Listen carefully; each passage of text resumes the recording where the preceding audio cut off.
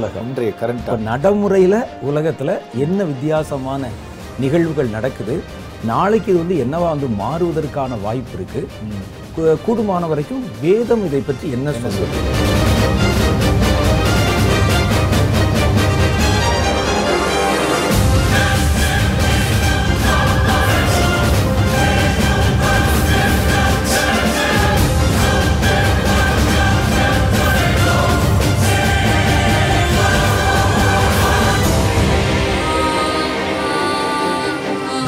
இன்னைக்கு மனிதர்களுடைய மனநிலையில நிறைய ஒரு குழப்பமான, அதுலது பல கேள்விகளால் நிறைந்த ஒரு மனநிலை இன்னைக்கு எல்லாருக்குள்ளே இருக்குது. பல மாற்றங்களுக்கு உண்டான பதில் தெரியல நமக்கு.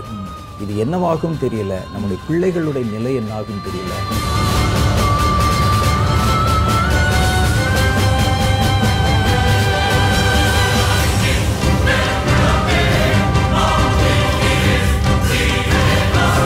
இன்னைக்கு வாழ்க்கையில் மேல்தட்டில் இருக்கிறவங்களும் சரி, நடுத்தட்டு கீழ்த்தட்டு மூணில் இருக்கிறவங்களுமே எந்த ஒரு சின்ன காரியத்துக்கும் போராட வேண்டிய ஒரு சூழ்நிலை இருக்கு.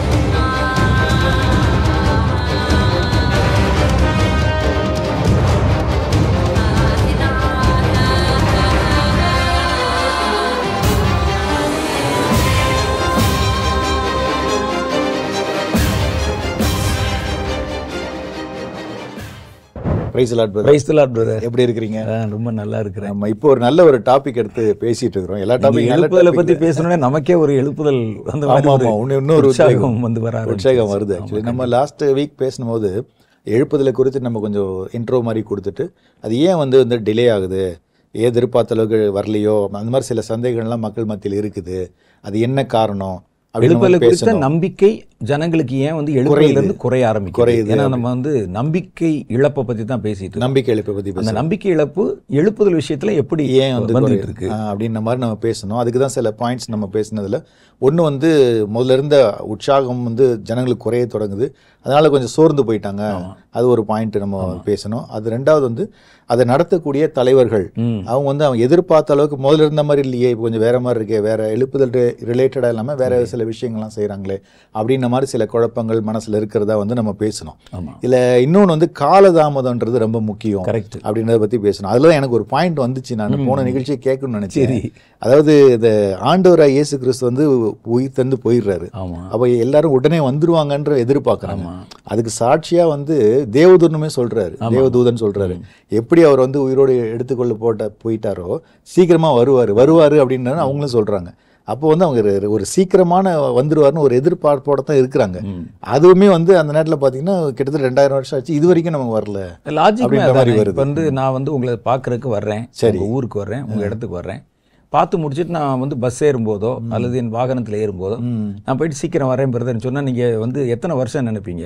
சீக்கிரமா போயிட்டு அடுத்த வாரமோ அவ்வளவுதான், அடுத்த மாசமோ ஒரு வாரம், அவ்வளவுதானே மேக்சிமம், அவ்வளவுதானே. ஆமா.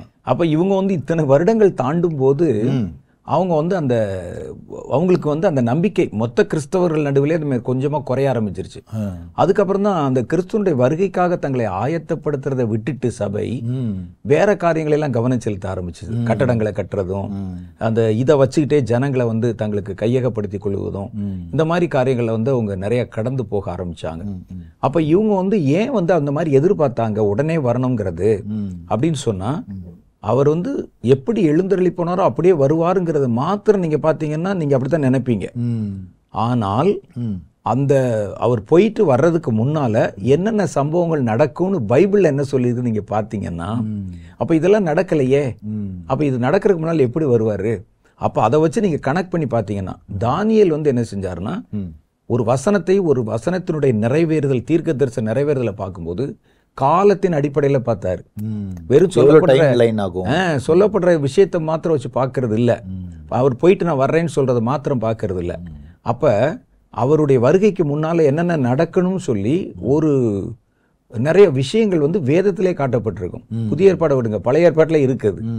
பழைய ஏற்பாட்டுல அந்த ஒலிவ மலை 2வது போகணும், அதுக்கப்புறம் அந்த யுத்தங்கள் நடக்கிறது, நிறைய விஷயங்கள். இந்த நீங்க நல்லா பாத்தீங்கன்னா வெளிப்படுத்தின விசேஷத்தில் சொல்லப்பட்ட பல காரியங்கள் தானியேல் இருக்கும். அந்த மிருகங்கள் எரிவர் எல்லாமே அசிட்டிஸ் நிறைய விஷயங்கள் அதுல இருக்கு அப்படியே. அப்ப இது ஏற்கனவே சொல்லியிருக்காங்க. நான் அதையும் கவனிச்சு பார்த்து கர்த்தருடைய வருகை நான் வர்றேன்னு சொல்லிட்டு போயிருக்காருன்னு சொல்லும்போது நான் அதை ரெண்டையும் சேர்த்து பார்க்கணும். போயிட்டு வர்றதுக்கு நடுவுல என்னென்ன நடக்கணுமோ அதெல்லாம் நடந்தா தானே அவர் வருவாரு. அப்ப இதெல்லாம் வந்து ஒரு கால்குலேட் பண்ணா ஒரு உத்தேசமா இது எப்படியும் ஒரு 2000 வருஷம் தாண்டும் போல இருக்கே அப்படின்னு நான் தெரிஞ்சுக்கிற முடியும். அப்ப வெறுமனே அவர் சொல்லிட்டு போன வார்த்தையை மாத்த நீங்க பாத்தீங்கன்னா உங்களுக்கு அந்த டைம் லைன் தெரியாம போயிடும். இப்போ நம்ம ஒரு இடத்துல இருந்து இன்னொரு இடத்துக்கு போனா கூட இந்த டிராவலிங் டிஸ்டன்ஸ்னு ஒன்று இருக்கு. ஆமாமா, இங்கிருந்து இப்போ மதுரைக்கு போனா ஒரு 500 கிலோமீட்டர்னா அந்த ஒரு 500 கிலோமீட்டருக்கு எவ்வளோ ஸ்டாப்ஸ் இருக்கு, எவ்வளோ வேலை நடுவில் எவ்வளோ டிஸ்டன்ஸ் இருக்குன்ற மாதிரி நீங்க சொல்ற மாதிரி ஒரு செயலை வந்து டைரக்டா பார்க்காம, சொல்லப்பட்ட விஷயத்தை டைரக்டா பார்க்காம அதுக்கு முன்னாடி என்னென்ன ஸ்டெப்ஸ் இருக்கு அப்படின்னு பார்க்கும்போது கண்டிப்பா ஒரு லென்த்தி ப்ராசஸ் தான்.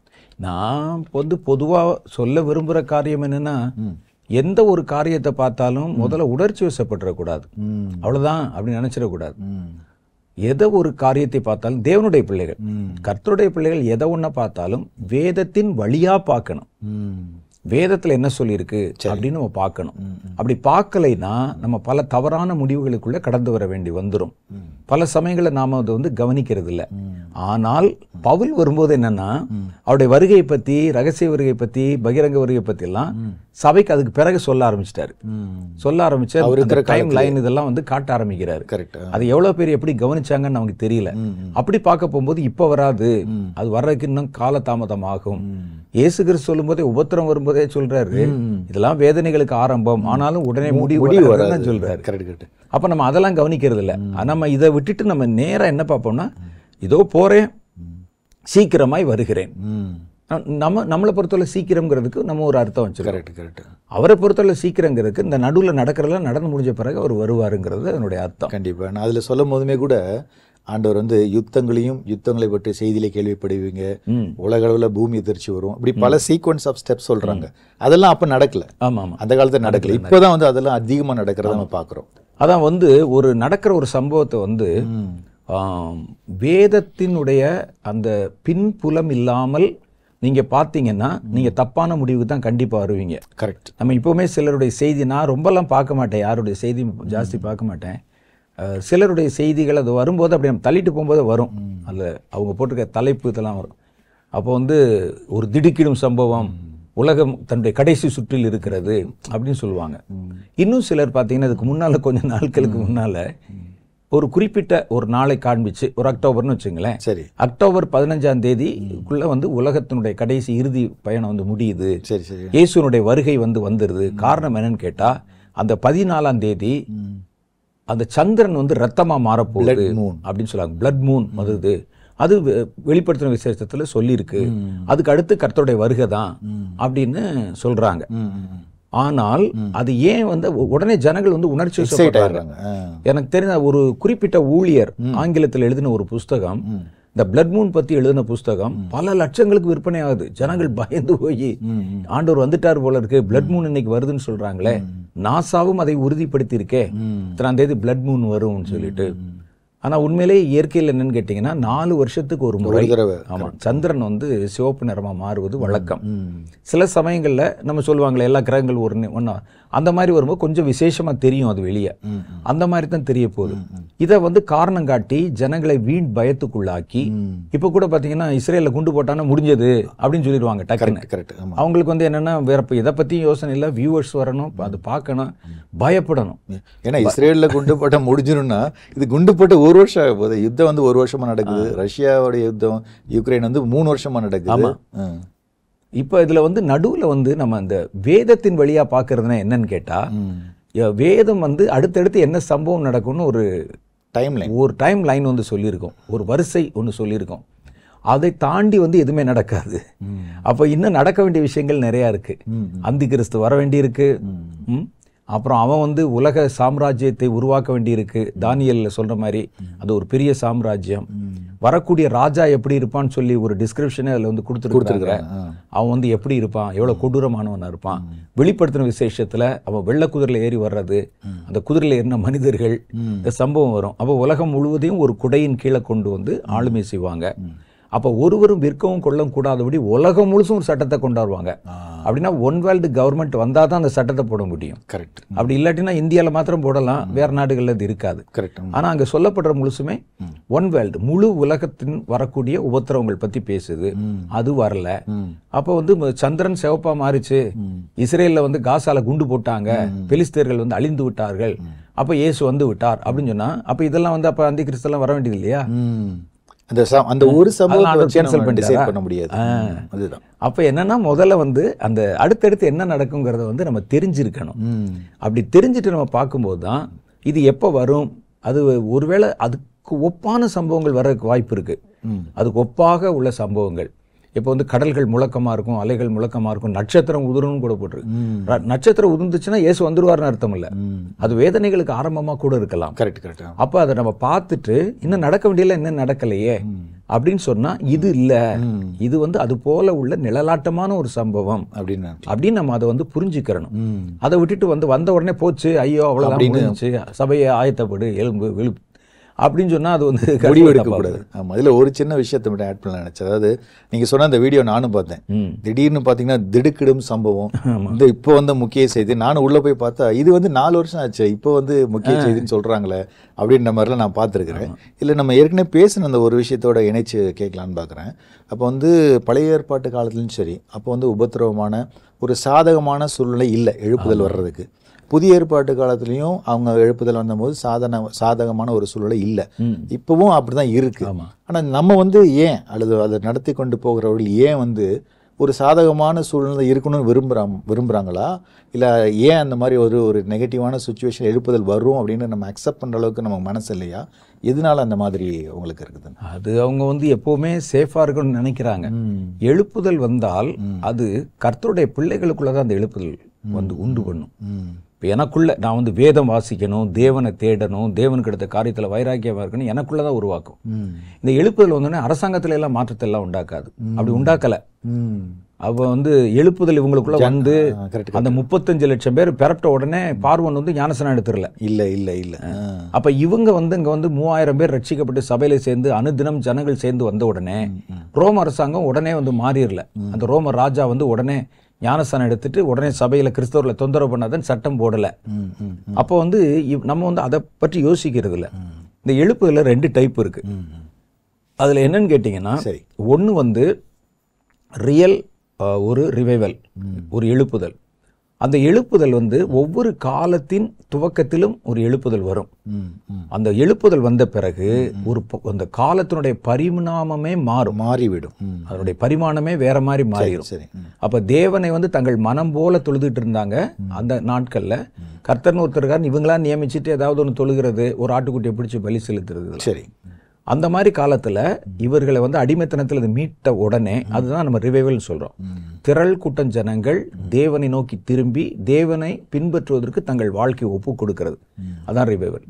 அப்ப இந்த எழுப்புதல் வந்து முதல்ல நடந்தது பழைய ஏற்பாட்டு காலத்துல.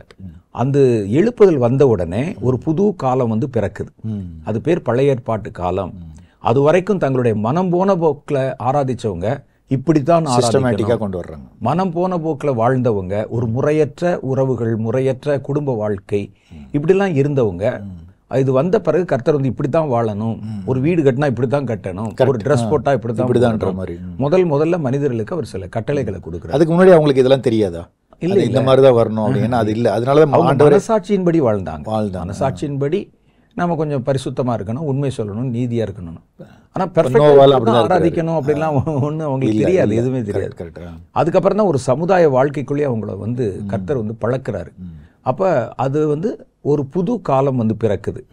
2வது எழுப்புதல் அப்படின்னு சொல்லும்போது அது வரைக்கும் இருந்த காலம் அது நீடிச்சிருந்தது. ஒரு 1000 வருஷம்னு வச்சுக்கோங்க. அந்த 1000 வருடம் வரைக்கும் அந்த பழைய ஏற்பாட்டு காலம் இருக்கு. அப்புறம் புதிய ஏற்பாட்டு காலத்துக்குள்ள நம்ம போறோம்னு வச்சுக்கோங்க. அப்படி வரும்போது இந்த பழசுல இருக்க எல்லாம் மாறி அடுத்த ஒரு டைமென்ஷன், அது வர்றதுக்கு முன்னாலே ஒரு ரிவைவல் வருது. அப்ப இந்த காலம் வந்து ஒரு திருச்சபைகளின் காலம், சபைகளின் காலம் சொல்றோம். 3வது வந்து வரும்போது இந்த காலம் வந்து வேற ஒரு காலமா மாறப்போகுது. அதனுடைய பரிணாமம் வந்து வேற ஒரு வளர்ச்சி அடையுது. அப்போ வந்து 3வது டைமென்ஷன். இந்த டைமென்ஷன் வர்றதுக்கு முன்னாலையும் இதே போல கர்த்தருடைய வழக்கத்தின்படி ஒரு ரிவைவல் வரணும். கண்டிப்பா வந்தாகணும். எழுப்புதல் வந்த பிறகு அந்த மாற்றமே வரும். மாற்றம் ஆயிடும். பழைய ஏற்பாட்டுல இருந்து புதிய ஏற்பாடு வர்றதுக்கு நடுவில் வந்து ஒரு ரிவைவல் வந்த பிறகு அந்த மாற்றம் வரும். அதே மாதிரி புதிய ஏற்பாட்டுல இருந்து கடைசி காலம் வரும்போது ஒரு ரிவைவல் வந்த பிறகு அடுத்த மாற்றம் வரும். அப்ப அது மாதிரி வரும்போது அப்ப அதற்குண்டான பிரமாணங்கள், அதற்குண்டான காரியங்கள் வரும். இந்த மாதிரி கால பரிமாணத்தை ஒட்டின ஒரு எழுப்புதல் இருக்குல்ல, அந்த எழுப்புதலுக்கும் அடுத்த பரிமாணத்துக்கு கொண்டு வர எழுப்புதலுக்கு நடுவுல, அதாவது பழைய ஏற்பாட்டு எழுப்புதலுக்கும் புதிய ஏற்பாட்டு எழுப்புதலுக்கு நடுவில் உள்ள காலம் இருக்குல்ல, அப்ப சின்ன சின்ன எழுப்புதல்கள் வரும். அதுதான் நான் கேட்க வந்தேன். இப்போ வந்து நிறைய நம்ம யூடியூப்ல அப்படிலாம் பார்க்கும்போது வந்து அமெரிக்காவில் வந்து ஒரு 16 நாள் வந்து ஜனங்கள் வந்து பயங்கரமான எழுப்புதல், அந்த ஆஸ்பெரியில் ஒரு பெரிய எழுப்புதல் வந்துருச்சு அப்படிங்கிறாங்க. இன்னொரு இடத்துல வந்து இந்த மாதிரி ஜனங்கள் வந்து துதிக்கிறாங்க அப்படின்ற மாதிரி வருது. ஆனால் எதுவுமே வந்து நீங்கள் சொன்ன மாதிரி ஒரு ஷார்ட் டேர்மாக தான் இருக்கே தவிர அது வந்து பெருசாக வந்து ஒரு கால மாற்றங்கள் கொண்டு வர மாதிரி எதுவுமே இல்லை. இந்த அதெல்லாம் எழுப்புதல் கால மாற்றத்தெல்லாம் கொண்டாடாது. அப்போ அதை நம்ம எழுப்புதல்னு எடுத்துக்க முடியாதுல்ல. அது எழுப்புதல் தான். இது வந்து என்னன்னா இந்த கால பரிமாண மாற்றங்கள் இருக்குல்ல, அந்த வந்து பழைய ஏற்பாட்டுக்கு நடுவில் புதிய ஏற்பாட்டுக்கு நடுவில் கால பரிமாணம் இருக்குல்ல, அந்த ஒரு குறிப்பிட்ட காலம், அதுல வந்து இடையிடையில சோர்ந்துருவாங்க ஜனங்கள். அப்பப்போ உற்சாகப்பட்டு சோரும் போது கர்த்தர் வந்து அவங்கள வந்து மறுபடியும் தட்டி எழுப்பாரு. அந்த மாதிரி வரக்கூடிய எழுப்புதல்கள் அது காலத்தை எல்லாம் மாற்றாது. இவங்களை வந்து மறுபடியும் கர்த்தரை பின்பற்றுவதற்கு அவங்களை வந்து உற்சாகப்படுத்தும். இந்த எழுப்புதல்கள் வரும்போது சமுதாயத்துல சில மாற்றங்கள் நடந்திருக்கு. இந்த மாதிரி ஒரு சின்ன உதாரணம் சொல்லணும்னா, எலியாவின் காலத்துல ஒரு எழுப்புதல் வருது. ஜனங்கள் வந்து சோர்ந்து போய் எல்லாருமே வந்து அந்த எசபேல் ராணியுடைய அந்த கட்டளைகளுக்கு கீழ்ப்படிந்து எல்லாமே வந்து அதை ஏற்றுக்கொள்றாங்க, அந்த ஆராதனை முறைகள். ஏன்னா அந்த நாட்கள் இருந்த பாகாலுடைய ஆராதனை முறைகள் ரொம்ப ஒரு மாதிரி கொண்டாட்டமா இருக்கும். இது மாதிரி இவ்வளவு ஸ்ட்ரிக்டா இருக்காது. அதனால விரும்புறாங்க. தேவாலயத்துக்கு போறவங்க கூட அங்க நல்லா இருக்கே அப்படின்னு நினைக்கிறோம், விரும்புறாங்க. அதுல வந்து குடிக்கலாம், வெறிக்கலாம், பாவம் பண்ணலாம், எல்லாம் பண்ணலாம். அந்த இப்ப பண்றாங்கல்ல சபையில பாட்டு பாடுறாங்க, அது மாதிரி நல்லா இருக்கே இது. அது மாதிரி என்ன செய்யறாங்க, இவங்க அந்த சட்டம் போட்டோன்னே எல்லாரும் அதை ஏற்றுக்கொள்றாங்க. சரி. ஆனால் அந்த இடத்துல தேவன் வந்து எலியாவின் மூலம் ஒரு அற்புதம் செஞ்ச உடனே அங்க கூடியிருந்த கூட்டம் அவங்களுக்கு ஆல்டர் கால் கொடுக்கல, ஒண்ணும் எதுவுமே இல்லை. திடீர்னு ஒரு மனமாறுதல் அடைஞ்சு கர்த்தரே தெய்வம் அப்படின்னு சொல்றாங்க. அப்படி சொன்ன உடனே அது ஒரு எழுப்புதல். சரி. அந்த எழுப்புதல் வந்த போது அந்த ஏசபேல் ராணி தள்ளப்பட்டான். அதுல தேசத்துல ஆட்சி மாற்றம் வருது. அதுக்கப்புறம் ஜனங்கள் வந்து கொஞ்ச காலம் வந்து தேவனை வந்து தொழுது கொள்ள ஆரம்பிக்கிறாங்க.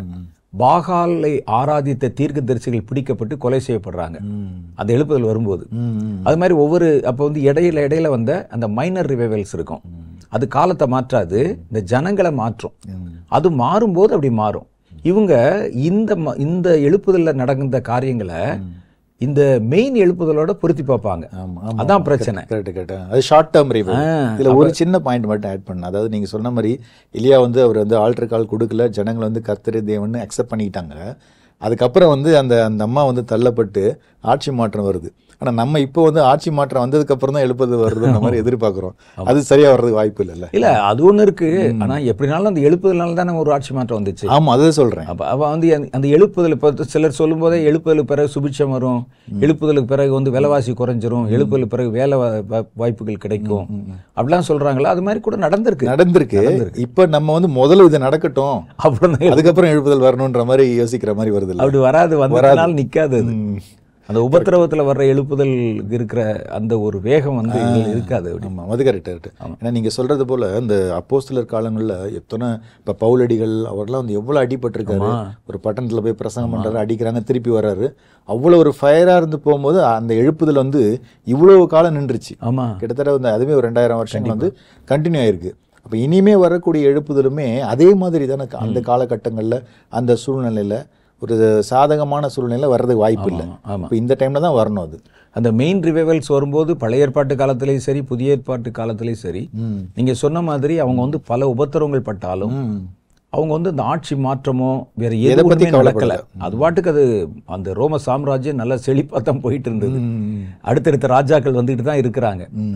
அதுல இன்னொரு ஒரு விஷயம் கவனிச்சா, இந்த ஆட்சி மாற்றத்தை கொண்டு வரணும், அவங்கள மாற்றணும்னு சொல்லி யாரும் ஜெபிச்ச மாதிரியே தெரியலையே.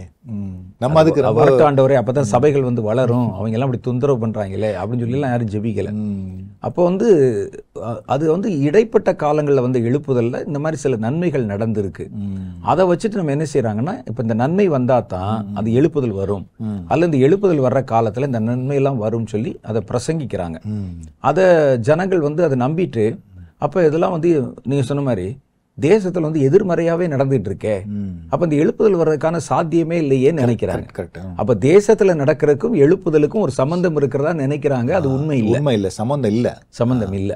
ஆமாம், தேசத்தில் வந்து காரியங்கள் எப்படி இருந்தாலும் சரி, அது சாதகமாகவோ அல்லது பாதகமாகவோ எப்படி இருந்தாலும் சரி, எழுப்புதல் அதுக்கும் சம்மந்தம் இல்லை. அது வர்றது வந்து தான் ஆகும். ஆமாம், அந்த ஸ்டேட்டில் தான் போயிட்டு. அப்போ அதில் தான் வந்து நிறைய பேர் சோர்ந்துடுறாங்க. அப்போ வந்து ஒரு எலெக்ஷன் வரும்போது கிறிஸ்தவர்களுக்கு சாதகமான ஒரு ஆட்சி வரணும்னு ஜெபம் பண்றாங்க.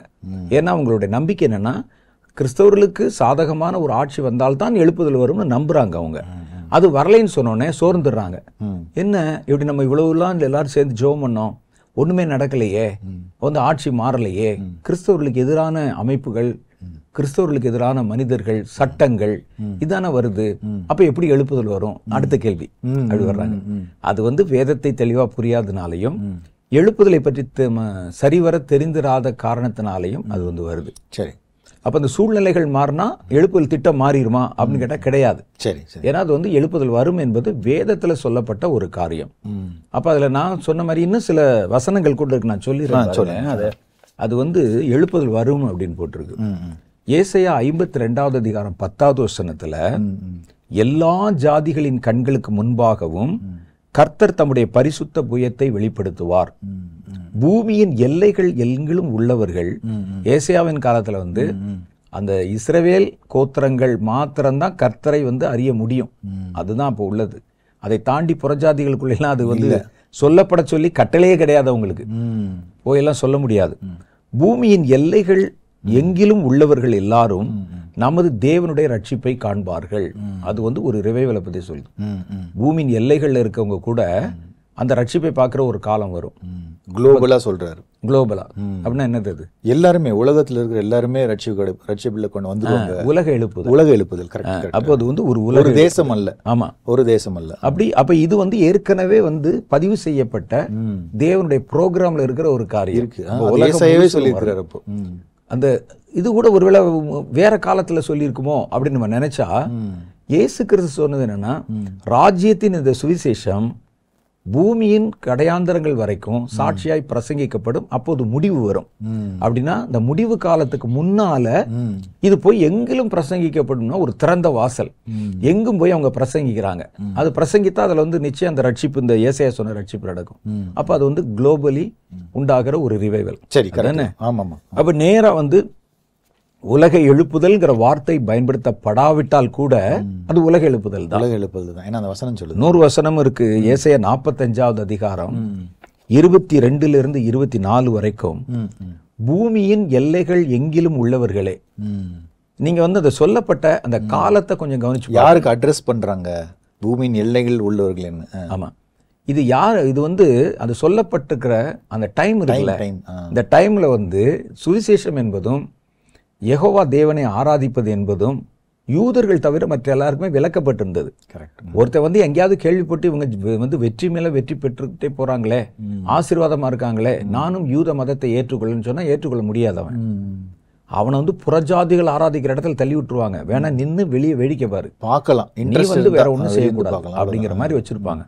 அப்ப அந்த பழைய ஏற்பாட்டு காலத்துல வந்து பூமி எங்கும் போயோ அல்லது பக்கத்து நாட்டுக்கு போயோ கிறிஸ்துவ அல்லது வந்து தேவனை பத்தி நீங்க சொல்லுங்க, நம்ம ஆராதனை முறைகளை பிரபலப்படுத்துங்கிற கட்டளை கூட கொடுக்கப்படல யாருக்கும், இல்லையா?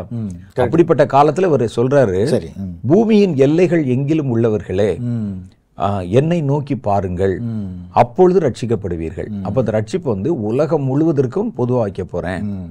நானே தேவன், வேறு ஒருவரும் இல்லை. முழங்கால்கள் யாவும் எனக்கு முன்பாக முடங்கும், நாவு யாவும் என்னை முன்னிட்டு ஆணையிடும் என்று நான் என்னை கொண்டே ஆணையிட்டிருக்கிறேன். இந்த நீதியான வார்த்தை என் வாயிலிருந்து புறப்பட்டது, இது மாறுவது இல்லை என்கிறார். அப்ப இது வந்து ஒரு கான்ஸ்டன்டா மாற்ற முடியாத ஒரு தீர்மானம். தீர்மானம். எப்படி கர்த்தருடைய வருகை வருங்கிறது, அல்லது சாத்தான் வர்றது, அந்த அந்தி கிறிஸ்து வர்றது, எல்லாம் எப்படி இந்த திட்டங்கள் வந்து மாற்ற முடியாத திட்டங்களோ அது மாதிரி இது வந்து ஒரு திட்டம் மாற்ற முடியாது, இது மாறுவது இல்லை என்று கர்த்தர் சொல்லுகிறார். இது மாறுவதில்லைன்னு போட்டிருக்கு. கர்த்தரிடத்தில் மாத்திரமே நீதியும் வல்லமையும் உண்டு என்று அவனவன் சொல்லிக்கொண்டு, உலகத்துல ஒவ்வொரு தேசத்துல சொல்லிக்கொண்டு அவரிடத்தில் வந்து சேருவான். அவருக்கு விரோதமா எரிச்சல் கொண்டிருக்கிற யாவரும் வெட்கப்படுவார்கள். அப்ப இது வந்து இனிமே தான் நடக்க போற ஒரு விஷயம். ஆமா, உலகம் முழுசுலும். அப்ப இது எல்லாமே இந்த கடைசி கால உலகம் தழுவின எழுப்புதலை பற்றி சொல்லப்பட்டிருக்கு. கரெக்ட். அப்ப இந்த நம்பிக்கை வந்து நமக்கு குறையாம இருக்கிறதுக்கு நம்ம என்ன செய்யணும்னா இதையெல்லாம் பற்றி நம்ம தெளிவா தெரிஞ்சிருக்கணும். அப்ப இதை வந்து தியானிக்கணும். கர்த்தர் சொன்ன வாக்கு திட்டங்கள், அவர் வருவேன்னு சொன்னாரே, காலதாமதம் ஆனாலும் வருவாரு. எப்படி நம்ம அதை விசுவாசிக்கிறோமோ, எழுப்புதல் அதே மாதிரி அவர் தான் சொல்லியிருக்காரு. அப்ப கண்டிப்பா வரும்னா, காலதாமதம் ஆகுது, ஏதோ சில காரணங்கள் இருக்கலாம், ஆனா அதை நம்ம விசுவாசிக்கணும், அப்படின்ற மாதிரி தான் கொண்டு வர்றாங்க. இப்போ நான் இன்னொரு கேள்வி கேட்குறேன். இது வந்து என்னன்னு கேட்டால், சபைகளுடைய நிலைமை இன்னைக்கு நமக்கு தெரியும். இந்தியாவில் மாத்திரம் இல்லை, உலகம் முழுசுலையுமே சபைகளுடைய நிலை என்னன்னு தெரியும். சில வீடியோக்கள்லாம் அந்த ஆப்பிரிக்காலேருந்து வர்றது, இந்த அமெரிக்காலேருந்து வர்றதெல்லாம் பார்த்தீங்கன்னா அது காரி துப்புற மாதிரி இருக்கும். ஒருத்தர் வந்து விசுவாசிகளை கீழே படுக்க வச்சு மேலே அப்படியே அபிஷேகத்தோட நடந்து போகிறாரு. ஒருத்தர் வந்து வாயில தண்ணியை வச்சுட்டு அவங்க மேலே துப்புறாரு, எல்லாரும் மேலே துப்புறாரு. அது அனாயிண்டிங் சொல்றாரு. அப்படி இங்கேயாவது ஸ்ப்ரே கொஞ்சம் டீசெண்டா இருக்கு, அது வேற மாதிரி, அங்க வந்து வேற மாதிரி ஸ்ப்ரே. அதையும் ஏற்றுக்கொண்டு ஜனங்கள் கியூல நிக்கிறாங்க, மேல துப்புன்னு நிக்கிறாங்க. அப்போ வந்து எல்லாரும் இப்படி படுத்த உடனே இவர் வந்து அந்த அபிஷேகத்தோட வந்து மேல ஏறி நடந்து வர்றாரு. இது ஒரு பக்கம் மூட நம்பிக்கைகளோட கூடிய.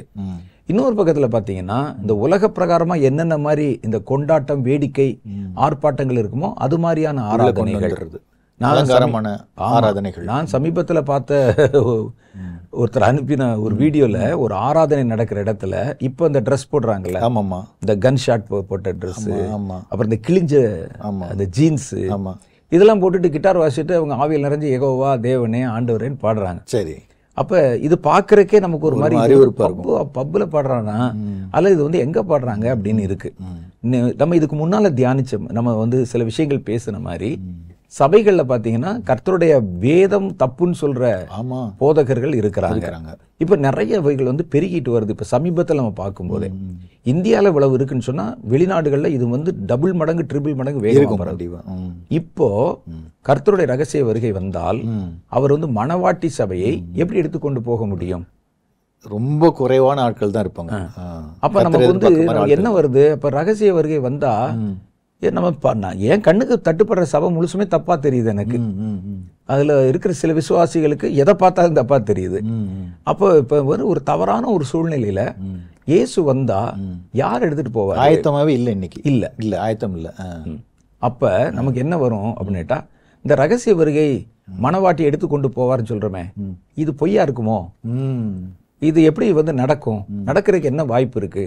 ஏன்னா எனக்கு கண்ணு கெட்டின தூரம் வரைக்கும் நல்ல சபையே தெரியலையே. சிலருடைய இதுல பாத்தீங்கன்னா, சிலருக்கு பாத்தீங்கன்னா எதை பார்த்தாலும் அவனுக்கு வந்து பரிசுத்தமா இருக்காது. எந்த ஊழியக்காரனும் சரியில்லைன்னு தானே தோணுது. அவர் நல்லவரா இருந்தா கூட அவர் சரியில்லை, தப்பு சொல்றாருன்னா தோணுது. அப்ப இவர்களுடைய நம்பிக்கை என்ன இருக்குன்னு கேட்டா, இப்படிப்பட்ட சூழ்நிலையில கர்த்தர் வந்து யாரை கொண்டு போக போறாரு, எந்த சபையை கொண்டு போவாரு? அப்ப மெயின் லைன் சர்ச்சஸும் அப்படி இருக்கு, பெரிய சர்ச்சஸும் அப்படி இருக்கு, வந்து இந்த மாதிரி இண்டிபெண்டன்ட் சர்ச்சஸ் சொல்றாங்க, அதுவும் அப்படித்தான் இருக்கு. அவங்கள பத்தி வரக்கூடிய கேஸு வந்து அவங்கள பற்றி பேசக்கூடிய வார்த்தைகள், தூஷணங்கள்லாம் வித்தியாசமா இருக்கு. அவங்களுடைய நடவடிக்கையும் அப்படித்தான் இருக்கு. அப்படியெல்லாம் பார்க்கும்போது இந்த சூழ்நிலை மாறி இருக்கே. அப்ப அந்த ரகசிய வருகை சந்தேகத்துக்குரியதான் மாறுது எனக்கு. ரகசிய வருகையுமே நம்பிக்கையற்ற தன்மையில கொண்டு வர்ற மாதிரி அந்த லிஸ்ட்ல வர வருது. அப்ப அதுக்காக வந்து கர்த்தர் வந்து அவருடைய ரகசிய வருகை பற்றி பல வசனங்கள் சொல்லி இருக்கு. அவர் மணவாட்டியை வந்து எடுத்துக்கொண்டு போவாரு அப்படிங்கறதெல்லாம் சொல்லியிருக்கு. மணவாளனுடைய திருமணத்தை பற்றி வெளிப்படுத்தின விசேஷத்துல வந்து பேசியிருக்கு. அதெல்லாம் சொல்லி இவ்வளவு பிளான்லாம் போட்டு வச்சிருக்கும் போது இவங்க சரியில்லை அப்படிங்கறதுக்காக அவருடைய வருகை நிக்குமா? நிக்காது. அப்ப வந்து அது எப்படியோ நடக்கும். அப்ப என் பார்வைக்கு, என் கண்ணு கெட்டின தூரத்துக்கு யாருமே வந்து சரியா தெரியல. இப்ப சில தம்பிமார்கள்லாம் வந்து போட்டு இந்த அந்த ஊழியக்காரன் பேசுற தப்பு, இந்த ஊழியக்காரன் சொல்றாங்க. அது வந்து அவங்க ஆதங்கத்துல சொல்றாங்க. ஏன்னா யாரை பார்த்தாலும் அப்படி இல்லை, எல்லாமே அப்படிதான் இருக்கு. அப்ப கடைசியில வரும்போது கடைசி முடிவுக்கு என்ன வராங்கன்னா, எவனுமே சரியில்லை. இந்த ஊழியர்கள் எப்படி மனம் திரும்புவார்கள்? எல்லா ஊழியர் படத்தையும் போட்டுக்காரு ஒரு ஆளு. அப்ப அவருடைய பார்வையில் எல்லாம் சரியில்லை. அப்படிதான் நமக்கு தோணும்.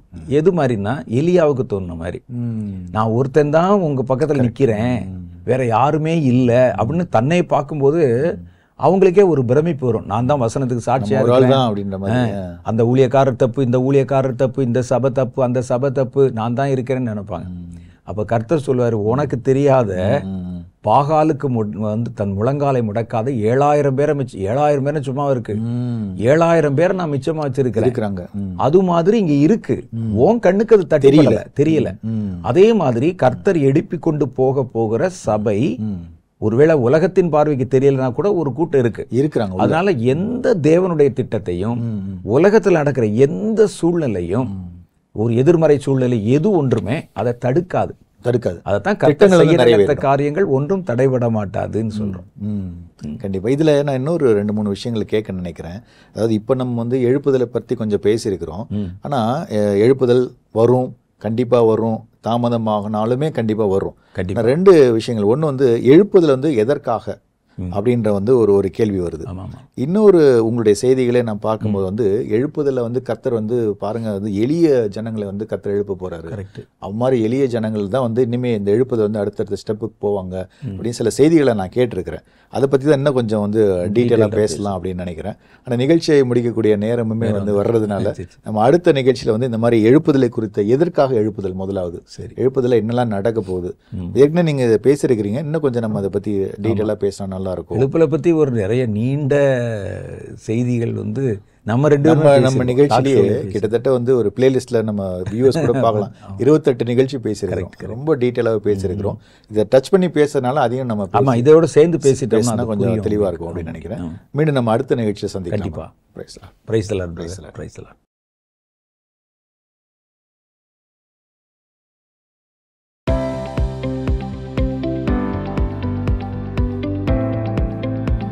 சகோதரர் வின்சென்ட் செலுப்மார் அவர்களுடைய செய்திகளை தொடர்ந்து கேட்கவும் பார்க்கவும் சகோதரர் வின்சென்ட் செலுப்மார் அவர்களின் யூடியூப் சேனலை சப்ஸ்கிரைப் செய்து கொண்டு பெல் ஐகானை கிளிக் செய்து கொள்ளுங்கள்.